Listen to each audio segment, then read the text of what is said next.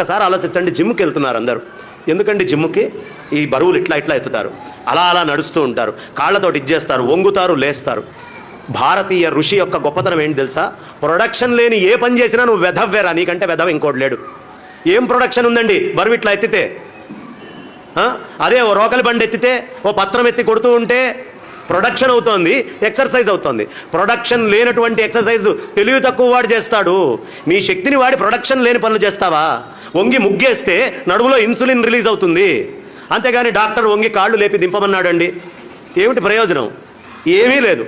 కాబట్టి ప్రొడక్షన్ లేనటువంటి నిష్ప్రయోజనమైనటువంటి సారరహితమైనటువంటి ఎక్సర్సైజుల వైపు వెళ్తున్నారు. కానీ సారభూతమై ప్రతినిత్యము మన జీవితంలో చేసే పనుల యందు ప్రొడక్షన్తో కూడిన పనిని చెయ్యండిరా అంటే, అందులో ప్రొడక్షన్ ఉంది కాబట్టి మేము చెయ్యం.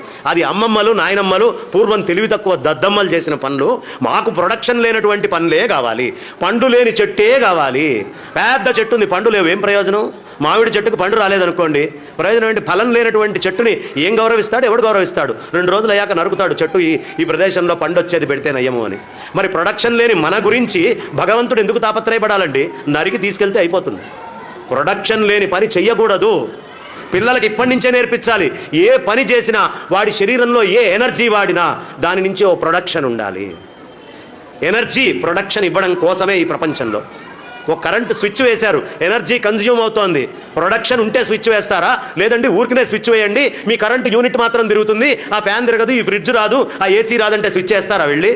అది ఎంత తెలివి తక్కువ పనో ఈ చేస్తున్నటువంటి పని కూడా అంతే తెలివి తక్కువ అన్నది. ప్రొడక్షన్ లేనటువంటి పనులు చేస్తున్నాం. ప్రొడక్షన్ ఎందుకు వస్తుందయ్యా ఈ పనులన్నీ చేస్తే అంటే, మూలాధారం దగ్గర ఉన్నటువంటి గణపతి సమస్తమైనటువంటి దేవతాశక్తులకి స్పైన్లో కింద ఉండి, తానే సహస్రారం దగ్గర ఉండి అకార స్వరూపంలో చరణాలని ఆశ్రయించి ఈ శరీరంలో ఉండేటటువంటి శక్తిని మొత్తము ఏకీకృతం చేసి మనందరినీ నిలిపి ముందరికి తీసుకెళ్తున్నటువంటి వాడు గణపతి. ఆ గణపతిని ఒక్కసారి ఉత్తేజం చేయాలి అంటే మన పూర్వీకులు ఏవేవి చెప్పారో ఆ పనులు చేసినంత మాత్రానే యోగ సాధన చేసినటువంటి శక్తి మన శరీరానికి వస్తుంది. కాబట్టి అలాంటి పనులని చెయ్యండి అయ్యా, వృధా అయినటువంటి పనులని చెయ్యొద్దు. చాలా కష్టమండి ఈ మానవ శరీరం రావటం. జంతువునాం నరజన్మ దుర్లభం అతః పుంస్త్వం తతో విప్రతః. ఈ భగవంతుడి యొక్క విషయాన్ని ఎప్పుడూ జాగ్రత్తగా తీసుకొచ్చుకొని లోపల పెట్టుకుంటూ ఉండాలి. భగవత్ తత్వాన్ని మనం తీసుకోవాలి. భగవత్ తత్వాన్ని పిల్లలకి అందిస్తూ ఉండాలి.